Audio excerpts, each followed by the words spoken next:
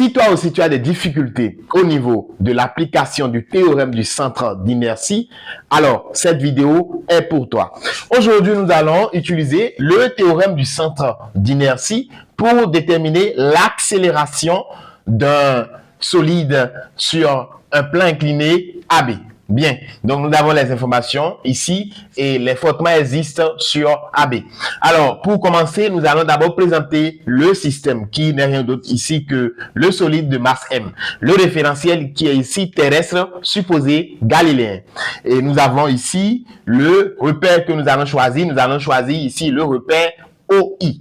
Et nous allons faire maintenant le bilan des forces. Dans le bilan des forces, nous avons 3 forces. Donc, le solide quitte A pour B. Donc, nous avons ici 3 forces. La première force, c'est le poids parce que nous avons la masse. La deuxième force ici, nous allons citer les forces de frottement F ici, qui seront opposées au sens du mouvement.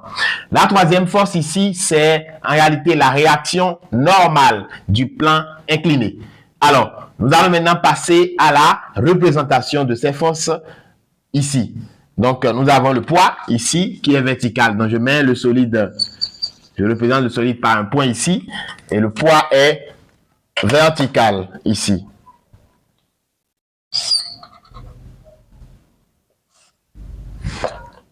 Alors, donc, le poids ici est vertical. Nous avons le poids là.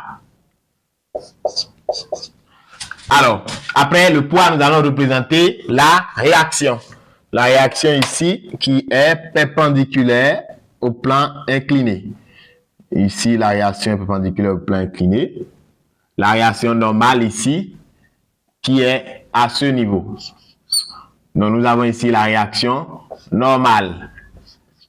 Alors, après la réaction normale, nous avons ici les forces de frottement.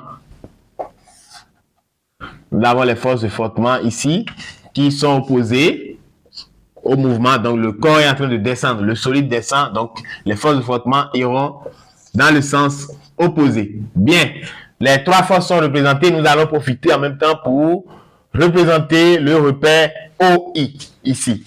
Donc, le repère OI, nous allons représenter ça. Je vais prolonger ça en pointillé.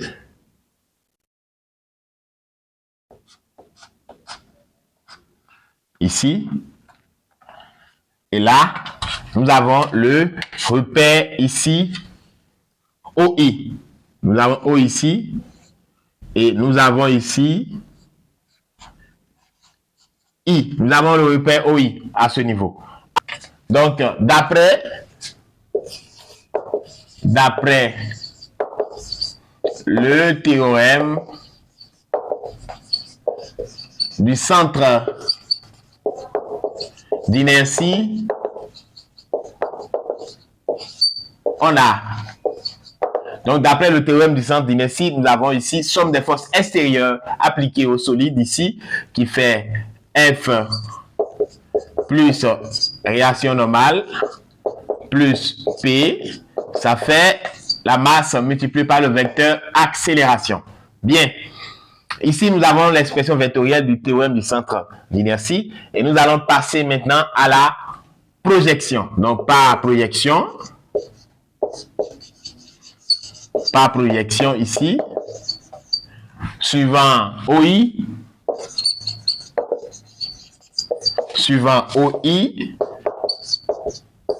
on a ici, on aura Fx plus Rn x plus P x qui fait ici M A x. Donc, nous allons chercher maintenant F de x. Nous constatons ici que le vecteur F est sur l'axe des abscisses.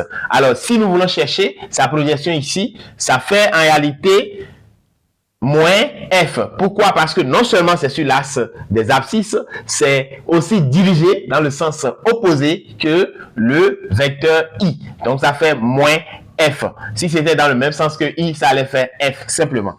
Donc, ici, ça fait ici moins F. Alors, moins F ici, nous allons passer maintenant à la projection de Rn. Rn ici n'est pas sur l'axe des abscisses. Rn ici n'est pas sur l'axe des abscisses. Alors, sa projection ici, ça donne 0. Donc, ici, nous avons plus 0 parce que c'est sur un autre axe ici.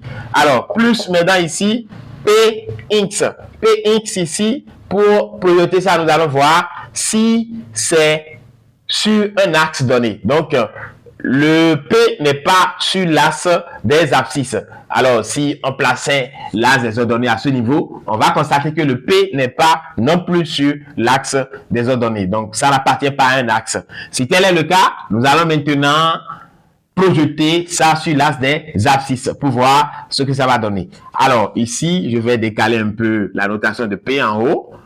Donc, je mets un peu mon P ici et je vais maintenant passer à la projection de P sur l'axe des abscisses.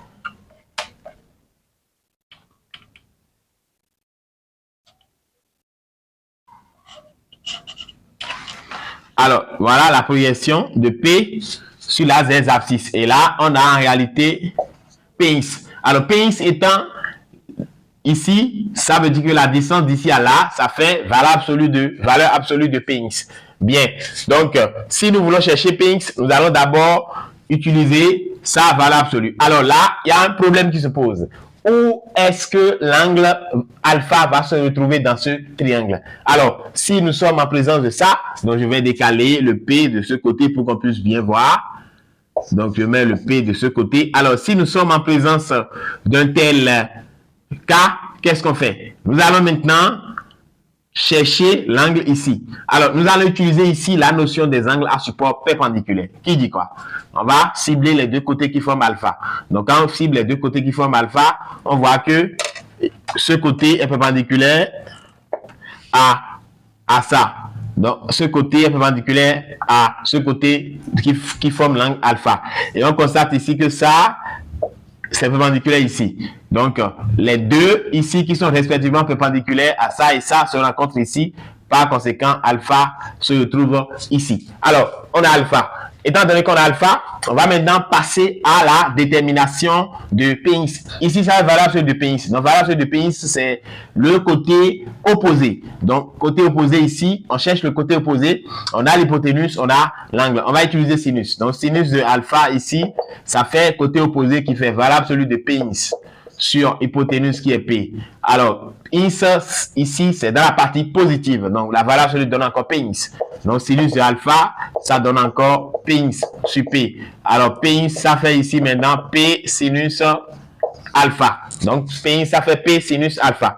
Donc, on va remplacer ici, ça fait maintenant P sinus alpha égale maintenant M AX. On va d'abord, en un premier temps, tirer ici AX. Alors, si on veut tirer AX, on va d'abord remplacer P par M fois G. Donc, ici, on a moins F plus maintenant mg sinus alpha égale à m AX. Je vais maintenant tourner, ça fait toujours m AX, ça fait maintenant moins m moins f plutôt plus mg sinus alpha. Alors nous allons tirer AX. AX ici, ça fait ici tout ce qui est ici moins f plus mg sinus alpha, le tout sur m. Alors ça fait ici moins f sur m plus mg sinus alpha, le tout sur m. Donc AX, c'est ça. Alors nous allons constater ici que il y a des choses qui vont se simplifier. Ici m, les m vont partir. Donc finalement ça fait AX ici égale à moins f sur m en réalité plus g sinus alpha. Bien. Donc, on recherche ici l'accélération. Alors que ici, nous avons l'accélération algébrique. Nous savons que A, c'est-à-dire l'accélération, ça fait valeur absolue de AX. Alors, si nous appliquons ça, on va dire ici que A, ça fait valeur absolue. Je vais profiter pour mettre ça derrière de G sinus alpha moins F sur M. Donc, voilà l'expression de l'accélération qu'on a demandé. Nous allons maintenant passer à l'application numérique. Lorsqu'on applique ici, en réalité, ça fait valeur absolue de G qui fait 10 fois sinus de 30 degrés moins F qui fait 15 sur m ici qui est 5. Alors, si le calcul est bien fait, nous allons trouver 2 mètres par seconde carré. Donc, l'accélération qu'on demande ici est égale à 2 mètres par seconde carré.